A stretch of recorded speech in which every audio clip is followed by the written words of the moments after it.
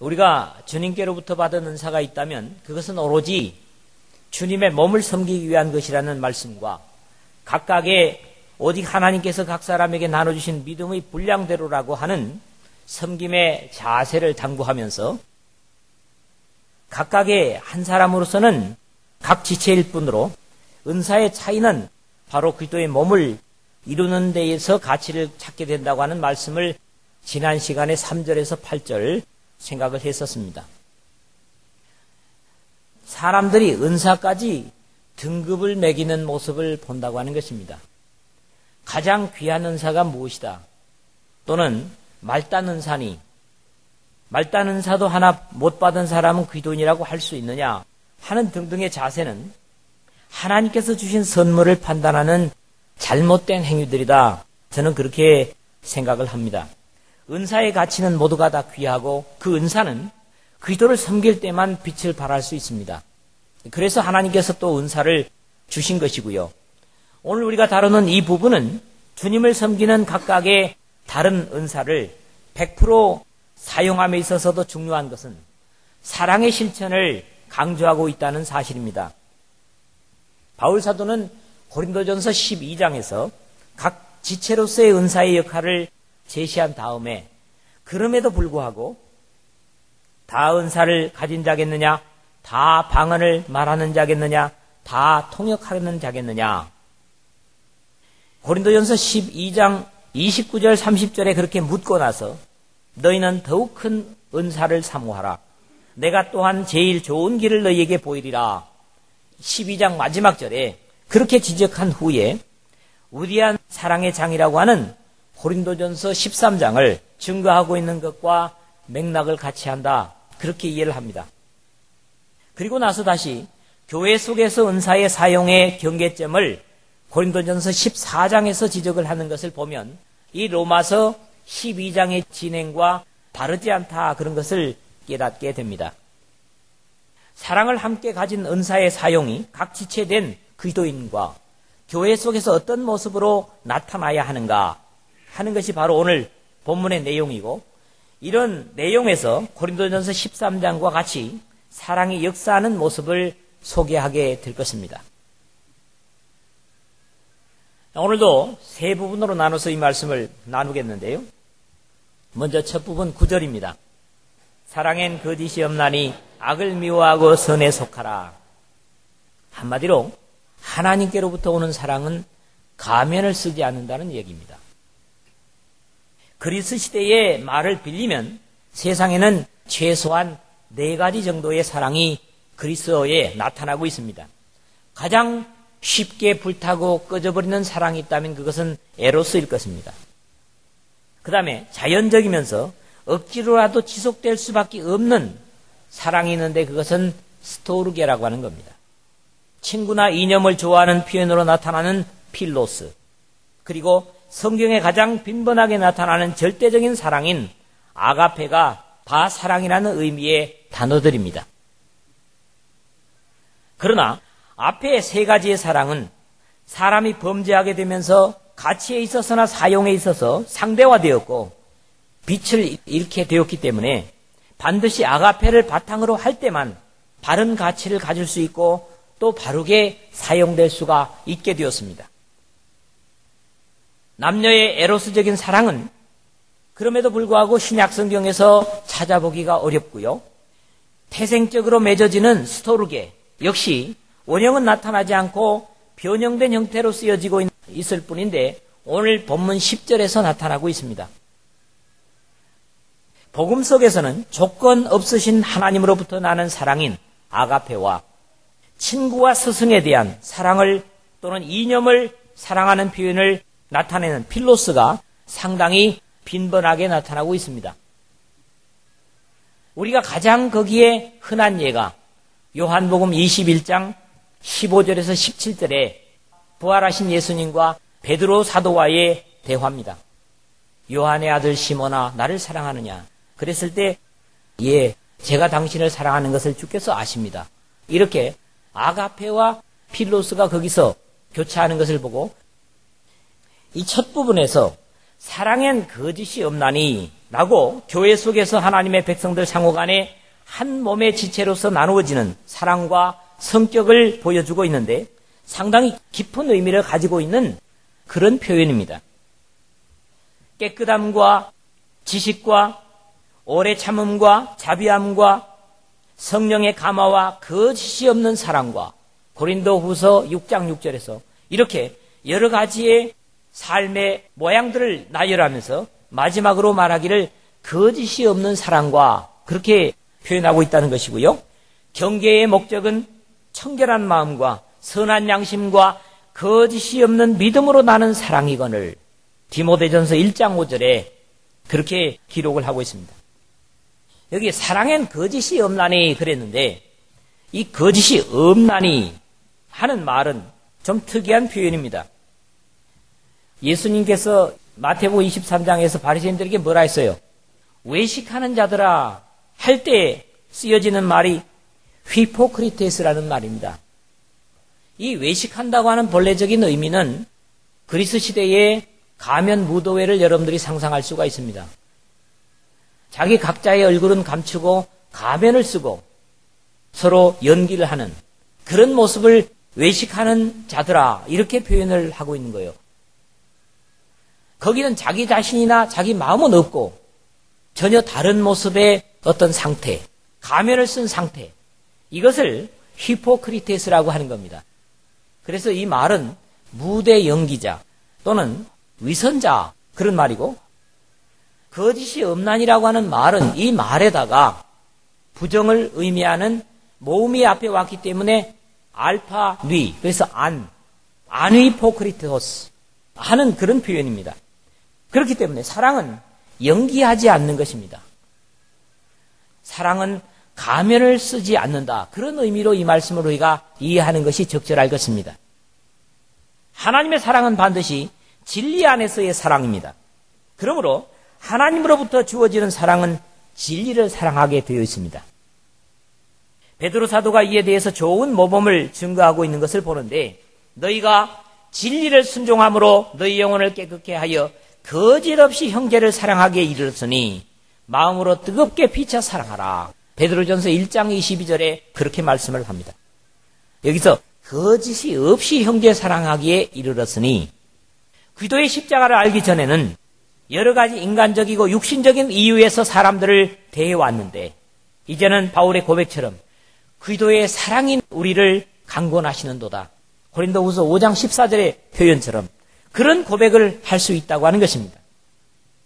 세상의 에로스는 때로 대상을 차지하기 위해서 자신을 철저하게 위장을 하고 음흉한 생각으로 접근할 수도 있습니다. 그러나 하나님으로부터 받은 십자가 위에서 한 번의 영원한 제사를 드림으로 완성된 은혜의 사랑은 절대적으로 거짓될 수 없습니다. 그렇기 때문에 사실 교회 속에 들어와서 사랑하는 척 하는 것은 자신은 말할 것도 없고 하나님과 형제와 자매들, 즉 지체들을 속이는 것이기 때문에 대단히 무서운 일입니다. 사실 이런 입장에서 이단들의 가면은 하나님께 무서운 책망과 형벌을 받을 수밖에 없을 것입니다. 설령 이단이 아닐지라도 서로 간에 가면을 쓴 모습으로 사랑하는 척한다면 그것은 이 말씀과는 정반대의 모습이 될 것입니다. 그리스도의 지체로서의 사랑의 다음의 모습은 사랑하는 결과라고 볼 수 있는데 악을 미워하고 선에 속하라 하는 당부를 듣습니다. 성경에서는 원수를 사랑하라 하는 요청까지 하는데 미워해야 될 대상이 있음을 선언합니다. 여기에 악이라고 하는 것은 여러 가지 의미를 가집니다. 대단히 많은 의미를 가지는데 어둠에 속한 낱말로 대단히 좋지 않은 모든 것들을 의미하는 말로 사랑에는 도저히 어울릴 수 없는 그런 단어입니다. 포네로스 그런 말인데요. 악한, 독한, 사악한, 악독한, 간악한, 더 악한, 흉악한, 괴악한, 나쁜 또는 게으른, 추잡한 이런 좋지 않은 의미는 다 가진단 말입니다.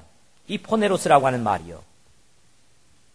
거룩한 하나님의 사람들의 입에 올리기에 그다지 적합하지 못한 표현이 바로 여기에 나타나는 악으로 쓰여진 포네로스입니다. 그리고 미워하고 하는 말은 지극히 미워한다, 싫어하다라는 보다 더 부정적인 표현의 동사입니다. 그 악을 하나님과 반대되는 그런 악이기 때문에 철저하게 미워하고 증오하면서 미워하는 그런 표현을 미워하고라고 하는 표현으로 쓰고 있습니다. 그 다음에 뒤에는 뭡니까?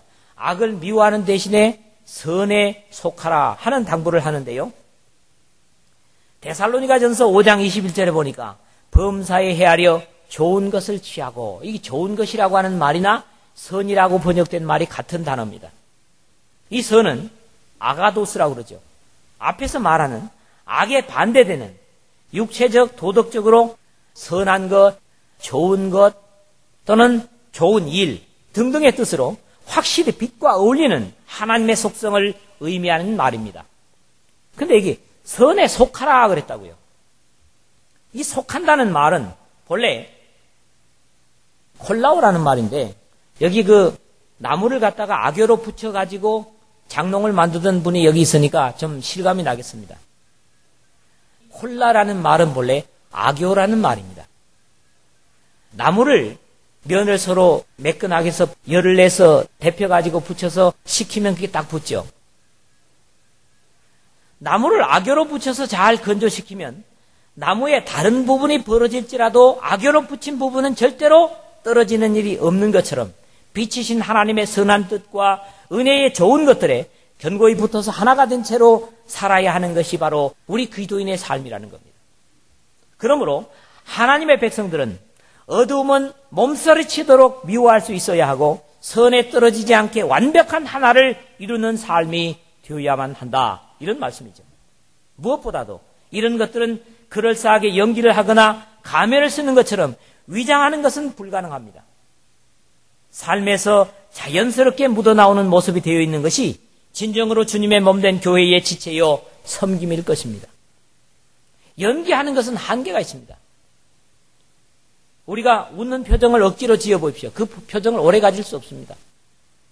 또 우는 표정을 오래 가질 수 있습니까? 억지로는 절대로 불가능합니다. 그러나 배꼽이 빠지도록 웃게 되면 그만 웃으라고 해도 웃죠. 그리고 사랑하는 일을 잃거나 슬픔을 당하면 아무리 그만 그치라고 해도 울 수밖에 없는 겁니다. 이게 뭐냐? 신앙 속에도 이런 자연스러운 모습이어야 된다고 하는 말씀을 하는 거죠. 크게 두 번째로 10절에서 11절 말씀, 사랑은 겸손과 부지런을 함께 가진다는 겁니다. 타당한 말씀이라고 믿습니다. 앞에서의 사랑의 원칙을 제시했다면 여기서는 그 사랑을 구체적으로 서로 간에 어떻게 나타내는가 권면하는 것이 자연스럽게 뒤따르고 있습니다. 주님께서 제자들을 세상에 두시고 가셔야 할 시간이 되어서 새 계명을 너희에게 주노니 서로 사랑하라. 내가 너희를 사랑한 것 같이 너희도 서로 사랑하라. 너희가 서로 사랑하면 이로써 모든 사람이 너희가 내 제자인 줄 알리라. 다락방 강화라고 하는 요한복음 13장 34절에서 35절 그런 당부를 주신 바 있습니다. 그리고 이러한 사랑의 모범을 보인 교회가 바로 데살로니가 교회였습니다. 형제 사랑에 관하여는 너희에게 쓸 것이 없음은 너희가 친히 하나님의 가르치심을 받아 서로 사랑함이라. 데살로니가전서 4장 9절에 이렇게 형제 사랑을 실천하는 내용을 칭찬하는 것을 듣습니다. 이 형제를 사랑하는 것은 어느 순간만이 아니라 주님 오실 때까지 계속해야만 하는 것입니다. 형제 사랑하기를 계속하고 히브리서 13장 1절에 그랬잖아요. 베드로 사도도 신앙의 성장에 이 형제 사랑을 포함하고 있는 것이 참 특이한데요. 경건의 형제 우애를 형제 우애의 사랑을 공급하라. 베드로후서 1장 7절에 그렇게 말씀합니다. 형제를 사랑하여 서로 우애하고 존경하기를 서로 먼저 하며, 이 말씀은 우리가 일반적으로 말하는 사랑하고는 조금 차이가 있습니다. 모든 사람은 다 사랑에 굶주려 있습니다. 찬송가 373장을 보면 2절에 그런 말씀이 있죠. 곳곳마다 번민함은 사랑 없는 연고요. 측은하게 손을 펴고 사랑받기 원하네. 4절에 보면 기갈 중에 있는 영혼 사랑받기 원하며 아이들도 소리질러 사랑받기 원하네. 그렇게 되어 있습니다. 서로 우애하고 존경하기를 서로 먼저 하며 그랬는데 우애하고라고 하는 말이 어떤 내용이냐 하면요.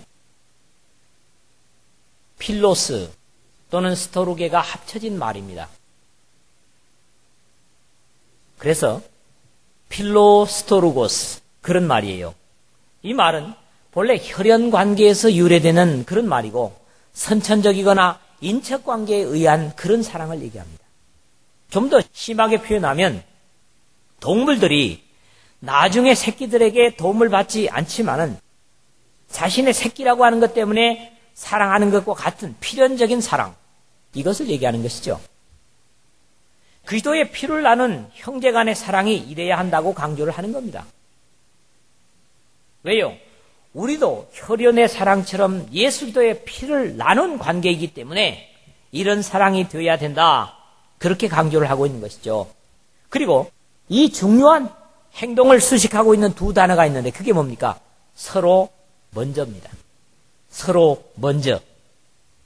받아야 하는 소극적인 모습이 아니라 서로 먼저입니다. 이런 입장에서 세상의 관계와 크게 다른 것이죠. 그리스도인들은 누구보다도 감당할 수 있는 엄청난 사랑을 하나님으로부터 받았기 때문에 그 받은 사랑을 가지고 이제는 먼저 사랑하게 되어 있습니다. 여기는 반드시 사랑받은 자로서의 겸손이 전제되어 있는 것이죠. 자격 없는 사람이 사랑을 받았기 때문에요. 바울은 아무 일에든지 다툼이나 허영으로 하지 말고 오직 겸손한 마음으로 각각 자기보다 남을 낮게 여기고 빌립보서 2장 3절에 라는 당부를 주면서 그리스도의 모범을 제시합니다. 만약에 주님의 백성으로 사랑하지 않는다면 그것은 자신이 그리스도의 십자가의 희생으로 죄사함을 받은 것이나 아무 대가 없이 죄의 수렁에서 건져주신 하나님의 사랑받음을 망각하는 행동이라고 말해도 옳을 것입니다. 부지런하여 게으르지 말고 열심을 품고 주님을 섬기라 11절에 그랬는데 사랑은 사람을 부지런하게 만듭니다. 생전에 머리도 잘 안 감던 청년, 그게 여자가 됐건 남자가 됐건 야, 이제 머리에서 냄새 난다. 머리 좀 감아라. 이러던 청년도 한 대상을 사랑하는 사람으로 보게 되면 머리를 자주 감을 뿐만 아니라 거울을 자주 보게 되고 빗질을 자주 하게 됩니다. 약속을 하게 되면 그 약속에 먼저 나가기 위해서 아마 안간힘을 쓸 것입니다. 앞에서 인용한 것처럼 바울은 그리스도의 사랑이 우리를 강권하시는도다. 고린도후서 5장 14절에 그렇게 격려를 합니다. 게으름은 언제나 범죄의 기회가 되고 마귀에게 기회를 줄 수 있습니다. 다윗의 범죄는 그가 열심을 가질 때가 아니었습니다. 전쟁터에서도 골리앗 앞에 나갈 때도 범죄하지 않았습니다. 그가 장군들과 자기 군사들을 모두 전쟁터에 내보내 놓고 한가하게 낮잠을 자고 일어났을 때 그는 눈이 결국 범죄하는 대로 쏠리게 되었던 것이죠. 그런데 이 말씀에는 모든 영어 번역들에는 볼 수 있지만 우리 개역성경에 번역되지 않은 한 단어가 있습니다. 혹시 여러분들 영어 대역 성경이 있으면 참고해 보시길 바라는데요. 푸뉴마티라는 말입니다. 이 말은 영어로 in spirit이라는 말입니다. 즉 성령 안에서라는 말이에요. 표준 세번역에서는 성령으로 뜨거워진 마음을 가지고 라고 이 부분을 번역하고 있습니다.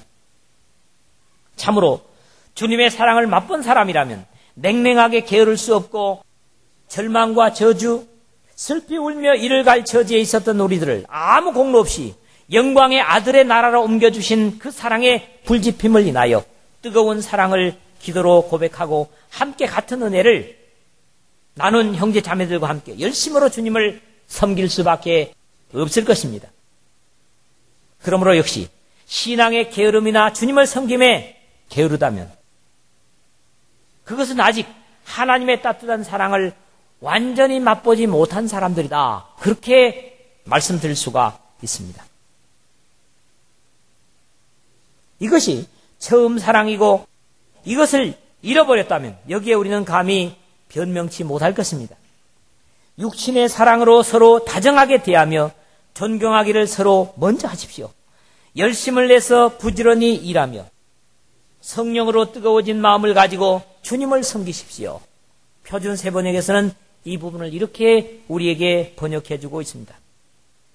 이 당부의 말씀에 부끄러움이 없는 저와 여러분 되시기를 주님의 이름으로 부탁을 드립니다. 세 번째 마지막으로 12절에서 13절의 말씀입니다. 이제 오늘 본문의 마지막 부분의 당부들은 앞의 삶에서 나타나는 결과들로 나타날 당연한 모습들입니다. 이 구절은 데살로니가 교회를 향해서 바울 사도가 권면했던 것처럼 순서에는 다소 차이가 있지만 크게 다르지 않은 그런 표현이기 때문에 제가 소개를 드렸으면 합니다. 항상 기뻐하라. 쉬지 말고 기도하라. 범사에 감사하라. 이는 그리스도 예수 안에서 너희를 향하신 하나님의 뜻이니라. 데살로니가 전서 5장 16절에 18절 말씀이죠. 소망 중에 즐거워하며 환난 중에 참으며 기도에 항상 힘쓰며. 바울 사도는 이 로마서 5장 2절에서 4절에 이와 똑같은 말씀을 우리에게 이미 기록한 바 있습니다. 또한 그러므로 말미암아 우리가 믿음으로 서 있는 이 은혜에 들어감을 얻었으며 하나님의 영광을 바라고 즐거워하느니라. 다만 이뿐 아니라 우리가 환난 중에서도 즐거워하나니, 환난 중에도 즐거워하나니, 이는 환난은 인내를, 인내는 연단을, 연단은 소망을 이루는 줄 알미로다. 이렇게 고백을 했는데 이미 우리가 상고했던 말씀입니다. 그리스도인들의 기쁨은 이 세상에서의 형통보다도 오히려 주님의 다시 오심에 대한 소망에 집중되어 있습니다. 특히 신앙생활이 어렵고 힘겨울수록 그렇습니다. 우리가 점점 우리의 신앙하는 것이 어렵고 믿음의 삶이 힘들면 이제 세상을 포기하게 되고 다시 오셔서 상 주실 그리스도를 더욱 깊이 생각하게 되어 있습니다. 1세기의 그리스도인들의 삶이 그런 모습이었죠. 신앙이 신실한 사람일수록 이것은 사실입니다. 1세기에 그 많은 박해와 수욕에도 불구하고 믿음의 사람들이 기쁨으로 죽음에 담대하게 나아갈 수 있었던 것은 다시 오시겠다고 약속하고 가신 주님의 재림에 대한 기대 때문이었습니다. 세상의 가치로는 환난, 즉 어려움을 견디는 것은 어리석은 것이요 저주받은 것입니다. 그럼에도 주님의 백성들은 환난 중에도 참을 수 있는 것은 성령의 역사와 말씀의 격려가 있기 때문입니다. 수시로 주시는 말씀의 격려는 우리의 환난을 이기는 큰 힘을 하나님으로부터 받게 합니다. 예수 그리스도의 육신의 형제였던 야고보는 형제들아 주의 이름으로 말한 선자들도 고난과 어려움의 참음의 본을 삼으라. 보라 인내하는 자를 우리가 복되다 하나니 너희가 욥의 인내를 들었고 주께서 주신 결말을 보았거니와 주님은 가장 자비하시고 긍휼히 여기는 자시니라. 야고보서 5장 10절에서 11절에 그렇게 격려를 하고 있습니다. 계속해서 닥치는 믿음으로 인한 어려움에도 연단되어 가면서 어려움이 있을 때마다 과거에 있었던 경험을 교훈 삼아서 다시 닥치는 어려움을 뚫고 나갈 수 있었던 것입니다. 전날에 너희가 빛을 받은 후에 고난의 큰 싸움에 참은 것을 생각하라. 히브리서 10장 32절에서는 전날에도 너희가 고난을 받지 않았겠느냐. 그러나 그것을 이기고 지금 믿음에 서 있다는 사실을 꼭 생각하라. 그런 당부를 하고 있습니다. 다시 오셔서 상을 주실 그리스도로 인하여 즐거운 찬송을 드리고 여러 가지 환난을 인하여 믿음을 연단하고 힘겨울수록 기도로 항상 삶을 맡기는 생활이야말로 그리스도인의 이 세상을 사는 지혜요 힘이요 능력이 될 것입니다. 바울은 골로새 교우들을 향해서도 같은 당부를 주고 있습니다. 기도를 항상 힘쓰고 기도에 감사함으로 깨어있으라. 골로새 4장 2절에 그렇게 말합니다. 그러나 신앙의 삶은 여기서 끝나지 않습니다. 성도들의 쓸 것을 공급하며 손 대접하기를 힘쓰라. 이것은 적어도 신앙의 가장 구체적인 실천입니다. 하나님께서 우리의 행위를 다 아시고 기억하시겠지만 무엇보다도 성도를 섬기는 것을 잊지 않으신다고 성경은 말씀하고 있습니다. 하나님이 불의치 아니하사 너희 행위와 그의 이름을 위하여 나타낸 사랑으로 이미 성도를 섬긴 것과 이제도 섬기는 것을 잊어버리지 아니하시느니라. 성도를 섬기는 것을 하나님은 절대로 잊어버리지 아니하십니다. 히브리서 6장 10절이죠. 주님께서 이 땅에 계실 때에도 지극히 적은 성도 섬김에 대해서도 직접 말씀하시기를 내가 줄일 때에 너희가 먹을 것을 주었고 목마를 때에 마시게 하였고 나그네 되었을 때 영접하였고 라고 칭찬을 하시는 모습을 마태복음 25장 35절에서 읽게 됩니다. 나중에 교회의 가장 중책인 감독, 즉 장로의 자격에까지도 이 덕목을 거론하고 있습니다. 그러므로 감독은 이렇고 저렇고 해놓고 디모데전서 3장 2절을 보니까 나그네를 대접하며 그렇게 했습니다. 말씀을 맺겠습니다. 사랑은 사랑이란 이름의 옷을 입은 것으로 충분치 않습니다. 하늘의 사랑으로 사는 사람은 어둠에 속한 모든 것을 미워하는 반면에 빛에 속한 하나님에 속한 것에 자신을 붙이는 분명한 모습을 갖습니다. 절대로 하나님의 선에서 자신을 떼어내지 않습니다. 그것이 실제적으로 세상 속에서 나타나야 된다고 하는 것이죠. 내가 하나님의 선에 붙어있는 모습을 하나님과 그리고 하나님의 백성들 지체와 세상 사람들이 볼 수 있게까지 선에 악여처럼 붙이는 그런 모습을 가지라는 것입니다. 혈육의 사랑으로 서로 다정하게 대하며 존경하기를 서로 먼저 할 필요가 있습니다. 성령으로 뜨거운 마음을 가지고 열심을 내어서 부지런히 일하며 주님을 섬기라고 당부를 합니다. 우리의 마음은 한계가 있습니다. 성령의 부추김, 성령께서 우리의 마음을 달구어 주시는 힘, 그 힘을 가지고 성도들을 섬기고 또 하나님을 섬기고 교회를 섬기는 그런 모습으로 가라는 것이죠. 주님께서 오셔서 행위대로 갚아주실 소망을 가지고 지체들의 어려움을 돌아보고 믿음으로 살려는 것 때문에 같은 곤란을 겪는 지극히 적은 자들을 접대하고 격려하는 일을 지속해서 세상의 절망한 영혼들이 교회 속에서 희망을 찾는 그런 교회의 역할을 감당하도록 오늘 주님께서는 바울 사도의 이 로마서 12장 9절에서 13절의 말씀을 가지고 우리를 격려합니다. 그냥 어떤 말씀을 나열하는 정도가 아니라 이 말씀은 너무나 우리에게 사실적인 것이고 귀중한 교훈을 줍니다. 사랑이 없다. 그런 표현이 아니라 너가 사랑해라. 이 말씀을 공교롭게도 오늘 우리에게 주고 계십니다. 우리 각자가 먼저 하나님으로부터 넘치는 사랑을 받았다면, 도저히 감당할 수 없는 사랑을 받았다면 그 다음에는 우리가 사랑하는 것이 당연한 순서가 아니겠습니까? 하나님께서 여러분에게 그런 당부를 주고 계십니다. 이 당부의 말씀에 부끄러움이 없는 저와 여러분 되시기를 주님의 복되신 이름으로 축원을 드립니다.